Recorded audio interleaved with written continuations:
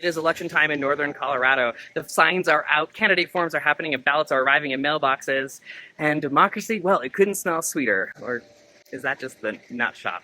Because there's actually been some disturbing things. A group called Transform Colorado and Operation Task Force Freedom has been distributing information that is, well, kind of bigoted, misleading, and definitely incendiary as a hope to kind of scare you into voting certain ways. And I thought it might be good for us to debunk some of that information. And so I'm joined here by Jessica Zamora. Hi, Sean. Jessica is a parent and educator, current school board member, and candidate for District D in Poudre School District. And I thought we would go through this voter guide and talk about what it's really about. Sounds great. Good? All right. People are getting these door hangers that have this attached to them, and it says some pretty incendiary things. And so as a school board member, I want to ask you a few questions. Great.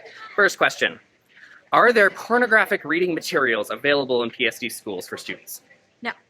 We have actually wonderful librarians and educators who are experts at finding age-appropriate reading materials for students that are absolutely not pornographic in any way.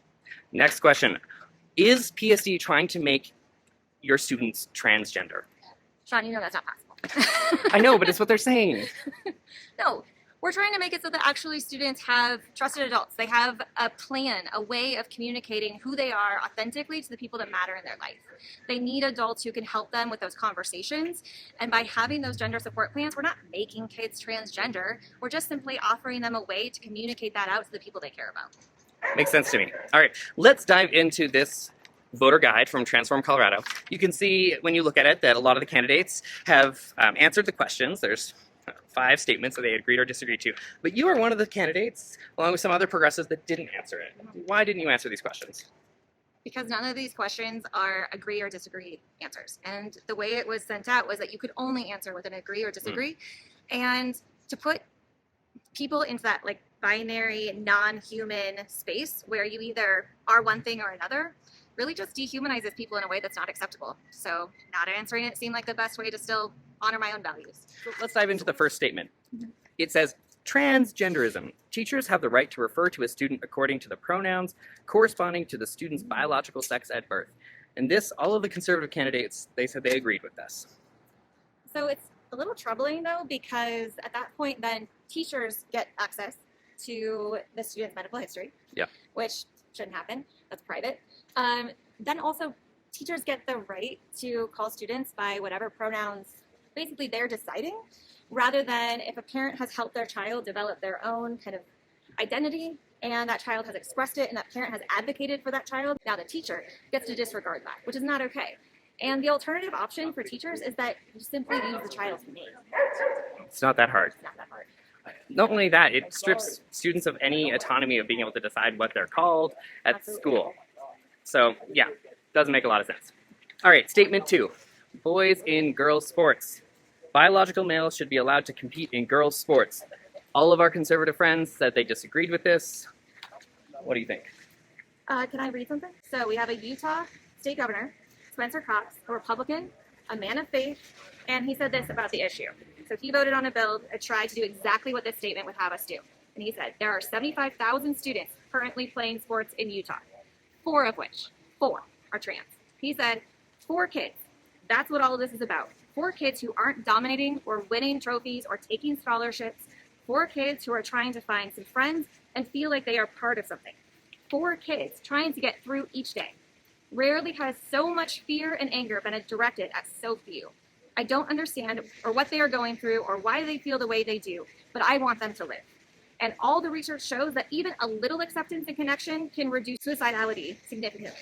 Again, going back to our PSD values, community and connection are so important. And what this conservative Republican shares that same value. Connectedness matters more than whether students should or should not play a sport based on somebody else's opinion on their gender. Now, there's some really good conversations to be had about how to make sports fair, how to make sure that we can balance different needs for safety. And those are all really good conversations to have. But Jessica, can we have that conversation when it's phrased like this? That wasn't a conversation. Again, when it goes back to agree or disagree, you take away all opportunity for a conversation and the authenticity that people bring to that. All right, let's go on to the third one. This one is a personal favorite of mine. Sex education. Sex education should be age appropriate and emphasizing an abstinence-based model. Now, Jessica, I don't know if you know this, but I was a sexuality educator before. I did not know that. I even taught sexuality education in church because guess what? Churches teach sex ed. Researchers have looked at all the different types of sexuality education curriculums to figure out which one creates the outcomes that we would want to see, which is one, students delaying the first age of sexual contact, right? We want them to be older, we want them to be more mature. And when they have sex, that they do it safely and don't have unwanted pregnancies or transmission of STIs. And also really importantly, that they do so according to the values that they've developed internally and with their families. Well, when they look at all of those outcomes and they look at all the different types of programs, it's clear. No study has shown that abstinence-based education actually creates any of those outcomes. In fact, it creates the opposite. Yeah, we want our children to be empowered to make good and healthy decisions that match their own values. We have to give them high-quality education. Sex education is so important, and abstinence only just doesn't work. This one, statement 4, is a long one, so I'm going to pause. Yeah. Parental rights. School is not a replacement for parents. Parents have the right to direct the education and upbringing of their children, including the right to see records, curriculums, tests, and be notified and consent before their child receives advice, referrals, therapy, examinations, or treatment related to mental illness, physical health, and medical, gender, and sexuality issues. That was a mouthful. What do you think, Jessica? I think that the parental rights conversation really disregards the students' rights. And the reality is parents have rights. Parents have rights to every educational document that students have within our school system. It's FERPA, it's automatically required.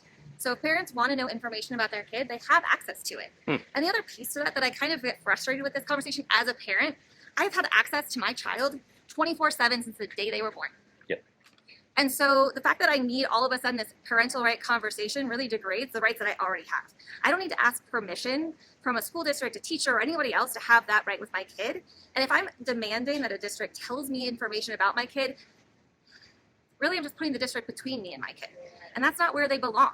The relationship that I have with my kid, I have control over that. It is my responsibility to maintain that. And so if something's going on with my child, I should be responsible for finding that information out and having a conversation with them. All right, Jessica, but what about the other side of this coin? It's parental rights, which are a foundation to our education system. But what about students' rights? You know, I keep saying during my campaign, students first, because we serve students. And students actually really know a lot of what they need. They don't always know how to get it. That's where the adults come in.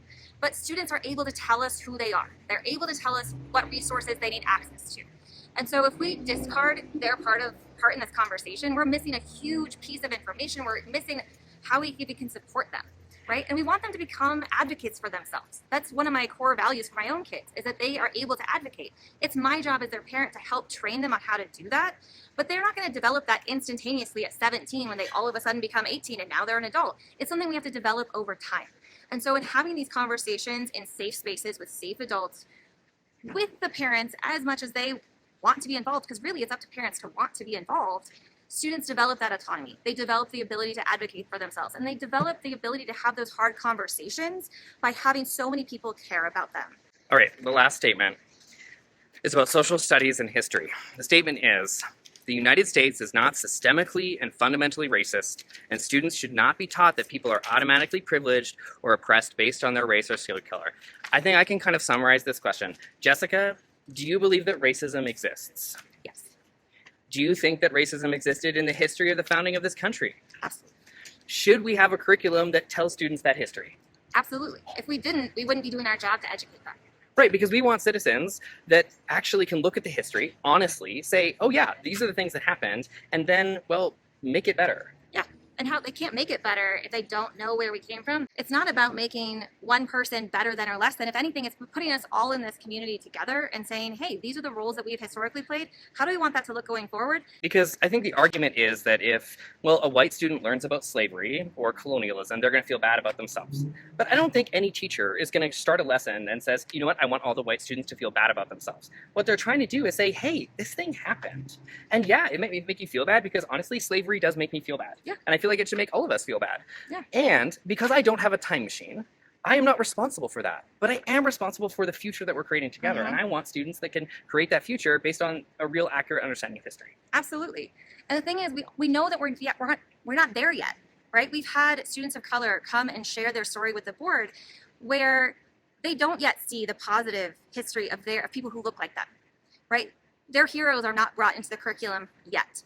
And that's what the work that we need to keep doing, because all students should have access to people both in the building currently, but also historical figures that don't just say that they're othered or they're less than, but also build up who they are and give them aspirational goals, right? Give them heroes they can look up to.